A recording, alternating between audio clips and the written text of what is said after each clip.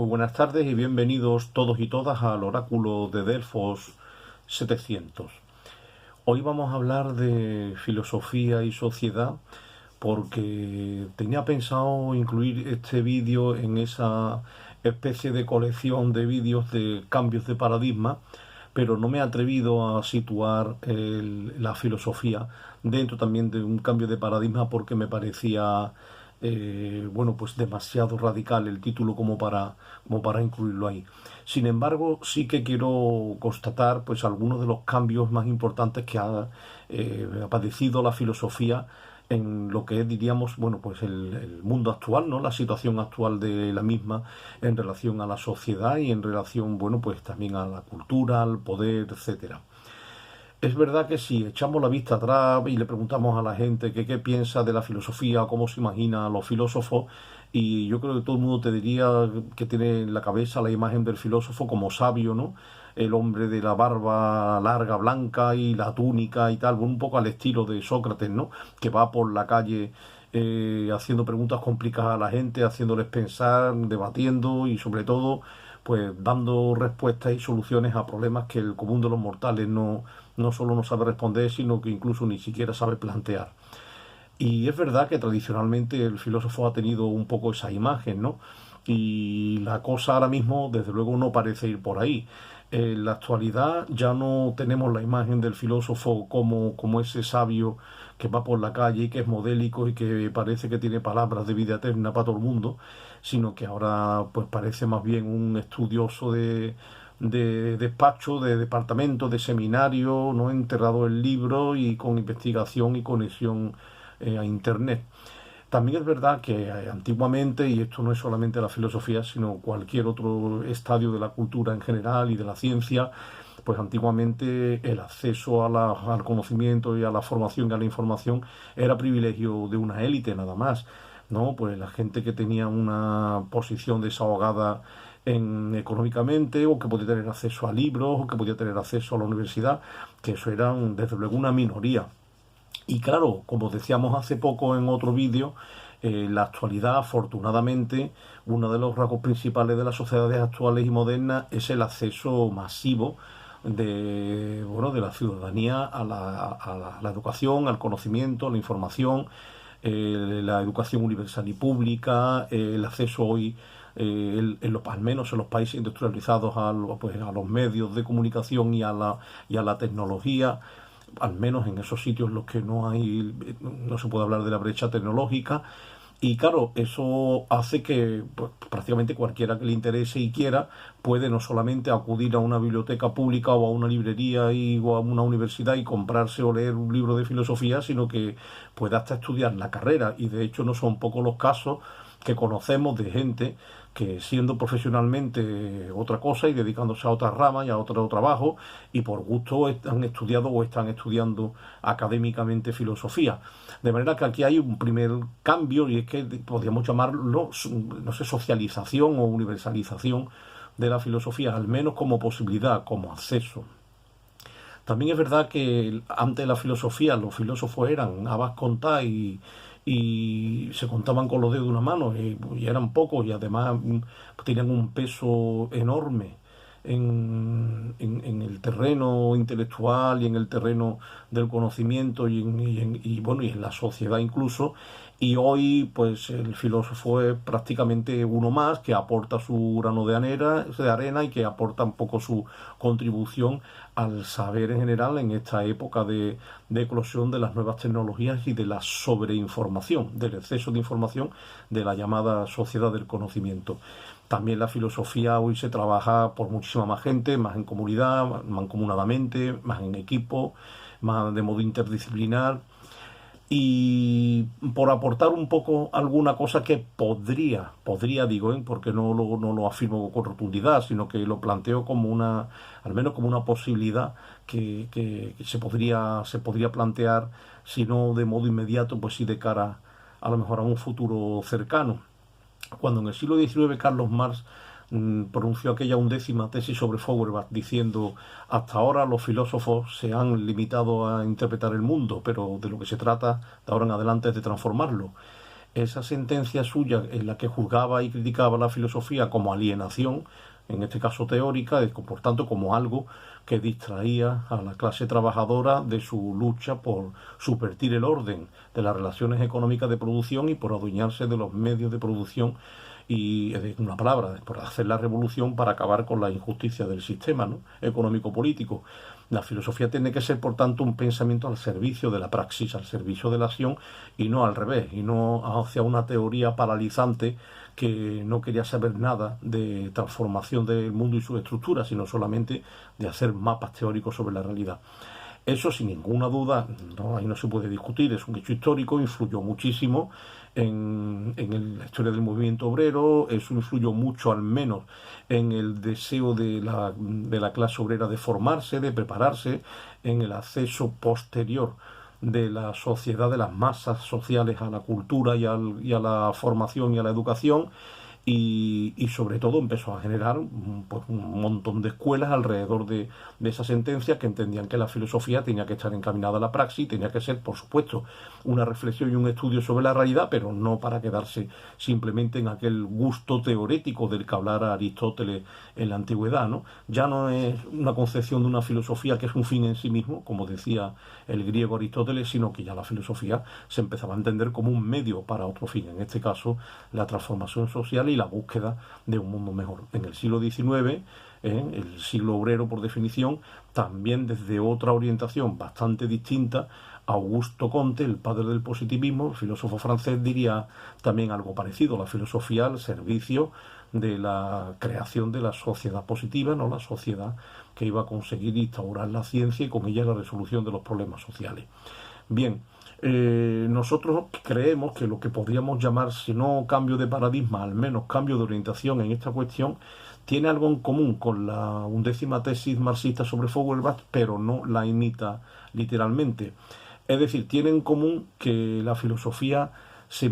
empieza a comprender, o se lleva comprendiendo ya más de un siglo, como algo que sí puede tener una incidencia social y que puede influir, por supuesto, en la sociedad. Pero ya no sería tanto a nivel de militancia política como la entendió Carlos Marx, sino más bien a nivel de ayudar a los seres humanos, a los ciudadanos, a los hombres y mujeres que quieran plantearse esto, a un crecimiento de conciencia.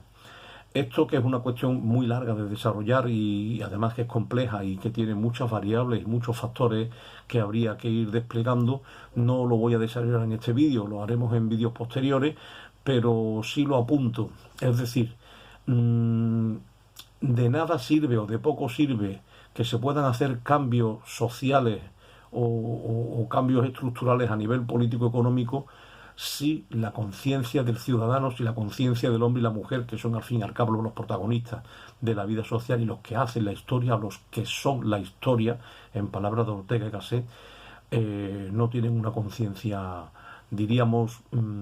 proclive o cercana a dicho cambio. Porque los cambios que se hacen desde otras instancias distintas de la toma de conciencia por parte del ser humano son cambios que tienen los días contados o los años contados. Sin embargo, aquello que sucede porque la base social, que es el ciudadano, ha profundizado en conciencia, en conocimiento y sobre todo en conocimiento de sí, y ha profundizado en lo que estamos llamando el salto a un nuevo nivel de conciencia, ¿no? Una profundidad en el crecimiento de la propia conciencia. Eso sí puede ser a gran escala una auténtica revolución a nivel mundial y planetario. ¿Por qué? Pues porque cuando conocemos, en el fondo, lo que voy a decir ahora ya lo habían dicho hace un montón de siglos Sócrates y Platón, lo que se dio en llamar el intelectualismo moral, que cuando se conoce el bien se pone en práctica, porque si se comprende que es realmente lo bueno, no tiene ningún sentido que se elija adrede lo malo. Entonces, un poco actualizando aquella sentencia socrático-platónica, diríamos que cuando de verdad, a nivel de conciencia profunda, nosotros descubrimos la bondad y la belleza de los auténticos valores por los que merece la pena vivir y nos alimentan o nos inspiran en la creación y donación del sentido de nuestra existencia, es muy posible que tuviéramos la capacidad necesaria para que nuestra misma vida tirara, diríamos, de esos cambios sociales hacia un mundo nuevo, hacia otro mundo posible, ¿no? Donde la solidaridad, la justicia, las relaciones pacíficas entre los hombres y los pueblos fuesen una descripción fenoménica de lo real y no fueran un desideratum utópico. Bien, por otro lado, la filosofía también hoy se ha salido del ámbito exclusivo de la universidad o de la academia, en el sentido antiguo y tradicional del término, ¿no? A lo pitagórico o a lo platónico, y ya se ha incluido pues en los medios de comunicación, en la prensa, en la cultura, en la televisión, y no es ya solo porque haya muchos filósofos que participan en programas televisivos, radiofónicos, en presentaciones de libros, en conferencias variadas, en congresos, sino porque incluso otros intelectuales, a lo mejor de otras ramas diferentes a la filosofía, pues han entrado con simpatía y con agrado en el mundo de las ideas filosóficas y han participado en debates que son sumamente enriquecedores. Por no hablar de que allende nuestras fronteras europeas, por ejemplo, en el continente norteamericano, los filósofos son incluso parte ya del tejido del mercado laboral y son contratados en muchas empresas, e incluso existen hasta las consultas de filósofos que tienen una labor parecida a la labor terapéutica de los psicólogos. Si bien es verdad que yo personalmente esa dimensión de la filosofía como un trabajo, diríamos, más de corte al servicio del mundo empresarial, no es la que más me seduce a mí, pero también tengo que resaltar que existe y que eso, por supuesto, en la antigüedad no existía ni se concebía. De hecho, no en vano, cuando los sofistas, según Sócrates y Platón, utilizaban la filosofía como una mercancía y como un medio para ganar dinero, ellos pensaban, los grandes Sócrates y Platón, digamos los padres de la filosofía occidental, que aquello era prostituir la filosofía. Pero en fin, yo lo que propongo es que no hace mucho leía, creo que era en el Le Monde Diplomatique, un artículo en el que se decía que ya no existe filósofo como Sócrates, que ya, entendiendo por filósofo aquel en el que su pensamiento, su discurso y su vida están completamente unificados, ¿no? Que son como ejemplo de coherencia pura, y que ese filósofo, ese sabio que iba aguijoneando las conciencias por la calle, había sido sustituido pues por el funcionario de despacho, ¿no? Que escribe libros, publica o que tiene cátedras en las universidades. Y se reclamaba un poco la vuelta a ese filósofo que ilumina a sus conciudadanos y a sus vecinos con preguntas que les hacen pensar, profundizar, que les hacen mirarse dentro con un talante pues introyectivo y con un talante de autoindagación y también autocrítico, y sobre todo que critica también las estructuras sociales y las quiere poner al servicio del cambio y de un mundo mejor y más humano. Yo sí me alineo con ese sueño y con ese deseo de la recuperación de esa figura del filósofo, que si bien pues tiene que integrar y asimilar todos los cambios que la época actual nos ha legado, pero sin renunciar a evolucionar y a progresar con la marcha histórica del tiempo y de la cultura, pero que sin embargo pueda ser un acicate y pueda ser un faro que pueda ayudar o contribuir a todos los que quieran aproximarse a esta reflexión que nos pueda servir sobre todo y por encima de todo para crecer en conciencia, para crecer en conocimiento y para crecer en búsqueda honrada y honesta de la verdad. En palabras del alemán Heidegger, para crecer en autenticidad, en vida auténtica. Vida consciente de que aquí, pues, con este ropaje, diríamos, con este cuerpo-mente, tenemos los días contados y que tendríamos que ser muy conscientes de la vida que tenemos para aprovecharla intensamente, para vivirla al minuto, para ser perfectamente conscientes de lo que somos aquí y ahora, y sobre todo pues para abrirnos al crecimiento en comunidad, ¿no? Comunitaria y socialmente. También un poco reivindicando la figura de Nietzsche como el pensador contracorriente que no tiene miedo a quedarse solo por hacer una especie diríamos, de revuelta tremenda contra toda la tradición, porque consideraba que en montones de cosas, no, en los pilares básicos se había subvertido el orden de la búsqueda de la verdad y se había puesto un poco al servicio de la manipulación y del engaño y de la negación de la vida. Más allá de que estemos o no estemos de acuerdo con el contenido de su pensamiento, ya sea de Sócrates como de Nietzsche, sí entendemos que la figura del filósofo como alguien que es capaz de buscar la verdad contra viento y marea, y que aquello que va digamos, descubriendo en su pensamiento, en su reflexión, en su vida misma, pues lo puede poner al servicio de sus vecinos y de sus paisanos para ayudar al mundo que nos ha tocado vivir a seguir avanzando y a seguir creciendo en conciencia. Esto que hoy es un deseo, yo no descarto que en algún momento pueda ser efectivamente un cambio de paradigma y la filosofía pueda ser un motor de cambio y de crecimiento y que ayude, desde luego, a la humanidad a evolucionar en la línea y en la dirección adecuada. Pues nada, muchas gracias por estar aquí como siempre, un abrazo muy fuerte para todos y todas, y si te ha gustado o te parece interesante, puedes compartir este vídeo y por supuesto puedes entrar a dialogar o a discutir lo que estimes oportuno. Hasta el próximo vídeo.